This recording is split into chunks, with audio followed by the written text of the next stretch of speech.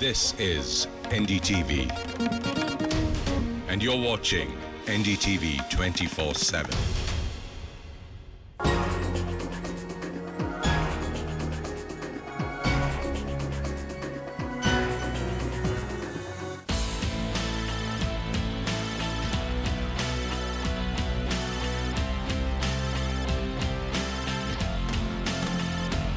It's an issue that you usually read about, but you never see a lot of people coming out and making their voices heard and protesting about it. And that's mainly because a lot of people say that the Kashmiri Pandit community is a quiet community, a community that likes to sort of not make a big noise about this issue. But it's important to do that. It's important to raise awareness about this issue.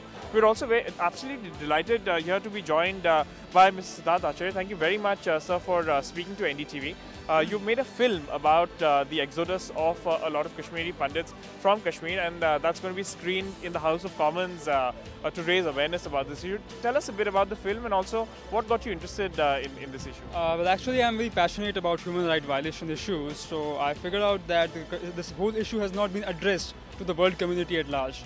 So I really felt that something should be done and this should be captured as a factual documentary.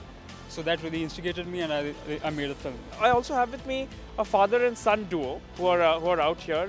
You're wearing a banner to raise awareness about this issue. Just a short while ago, I saw both of you, chanting slogans. To you, sir, first, tell me a bit about when you see a lot of people coming out here at Trafalgar Square. How does it make you feel? We feel that we exist, and we feel that we are bringing our problem, which was ignored from last 25 years by the media and the Indian government as such, as well as by our other major political parties. They ignored us all these 25 years. But participating in today's event makes me happy that our problems have been brought out, and I'm sure it will be projected in the media so that they understand what happened to Kashmiri Pandits in last 25 years. Our human rights were violated right from all these 25 years, and nobody bothered. But when it comes to other human rights for other communities, the world talks. But when it comes to us, nobody talks. Does that make you angry? Oh yes, emotionally, we are all emotional people. Everybody, it makes us angry. It makes, when I tell my son about it, his eyes gets watered. he cries. Why it happened? His emotions are equally important. So we were ignored all this time. And we being a very small, very in minority, there was not very much. We had to survive. We had to teach our children. We had to educate them. We had to give them fair values. I salute my parents. I salute all our elders. I was telling him that even though we were, if I say massacred, if not massacred in a way, what I meant, we were killed. But with that emotions also, our parents gave us such values to make us tolerable, to be peaceful, which I salute them for that, teaching us those values. And sir, here you are joined with your son. Have you ever gone to Kashmir yourself? I have in 2008 or 7. I went back to Kashmir when I was quite young, and I found that it has changed from what my father has told me, and it has become quite barren. And from the beauty that it was, I find that it is quite a sad thing that something can be lost so easily. Today, my father is an engineer. I know many people who are doctors, and such culture and education that can be lost is quite sad. And someone like you, how old are you? I'm 15 years old. You're 15 years old, and this is an issue that's been going on for more than 2 decades. Yes. Tell me, at 15, what is your understanding of this whole thing? I feel that quite a lot of injustice is done with many families in the valley that used to live there. My father has lived there for most of his life. My grandfather has lived there, grown up, done his education. Everything has been done there. And I feel that it's just quite sad that they have to leave in such a short way that it's not good that it can be ignored so easily. And that's the fact that here you are today joining your father and making your voice heard, do you think making your voices heard in an international capital like London will make a difference to the issue? I think it will raise a lot more awareness about the issue, because not many people actually know that this has happened. I know many people that actually don't understand what actually happened in Kashmir on that night. I myself did not understand until my father explained to me. I just knew that he ran away in the night, but I didn't know that it happened on such a large scale, and so it is quite bad that we do not know, and we should know. And tell me, I mean, all of you here are here to sort of support this issue. Tell me, as NRI Kashmiris, what is it what's that one thing that you can do to raise more awareness about this? I think being in London is the best place where all multicultural people are here. So like even most of the Indians in most of the cities, they don't know about full story about this. So having them here, and especially in London, I think this is the best place to make awareness about this issue. Okay. You are joining this protest as well. So tell me, in one sentence, when you hear all of these stories, when you hear all of these different people talking about this, how does it make you feel? It makes me feel very good in terms of that we have at least started now, the process of making people aware. It's not just our awareness, our community is already aware. I think it's very important to make sure that the whole world knows about it.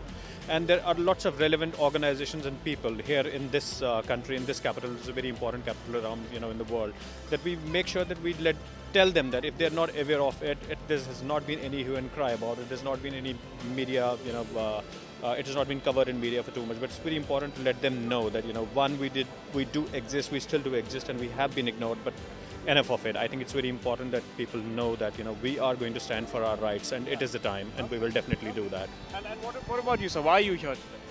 I'm here to support this just cause for my people, the Kashmiri Pandits, who have suffered, as you know, you've heard all the stories today, and I'm here to show my support for them.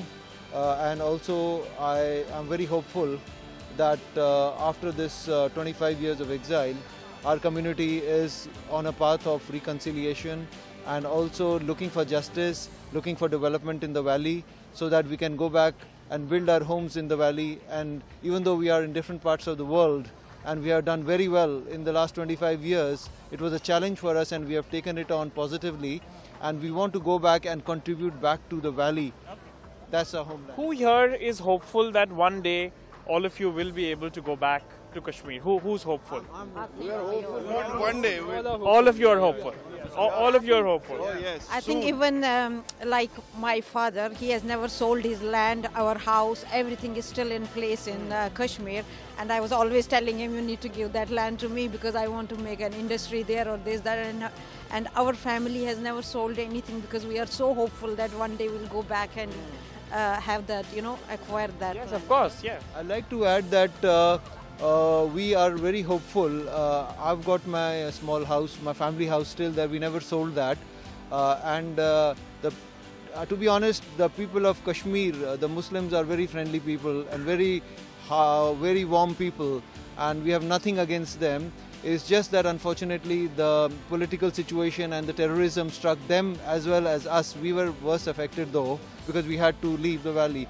But we definitely will go back and start. There's something very, very interesting there actually. Who believes here that Kashmir was let down by its politicians? Do you agree with that? I did agree. But in fact, my film is a political documentary, and I tried to trace out the reasons why insurgency broke out in the late 80s, how the state machinery failed, and things started. The killing started.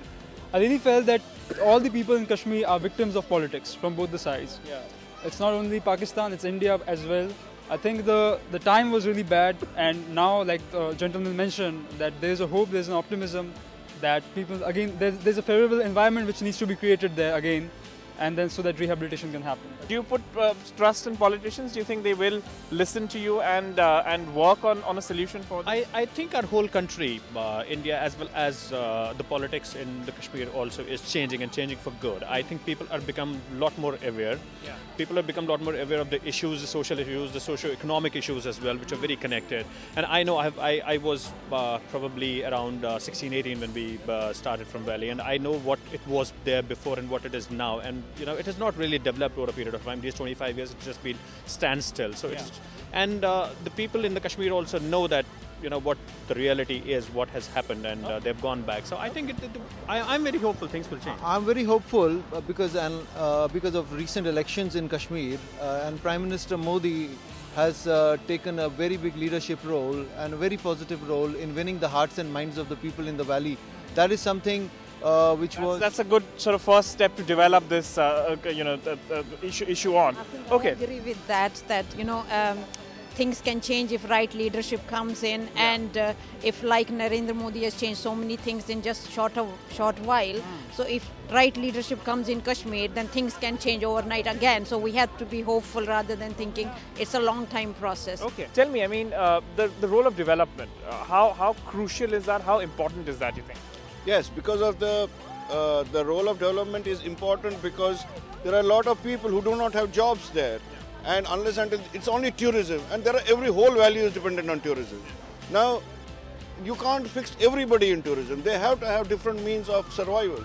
So development is important. Once development is important, money will come, education will come, they will become more liberal. Kashmiri Muslims as such, I would like to add on, Kashmiri Muslims as a community they are very nice people, beautiful people. And I have very good friends. Which is always the case, isn't it, sir? When you people to people, that's the real bond that survives. You know, when you frame it in kind of religious or political lines, actually, people to people, there's never a problem. That's what I wanted to say. The politicians will never change, and they will not allow the Kashmiri Muslims to change because they are the majority vote bank. And they will make them... Not so hopeful about the politicians. No, never. It has to be a people thing. From the ground, when the people will change, the politician will automatically change. Fantastic. I think let's wrap on that thought. If the people change and if the people assert their voice and their power, I think politicians will follow.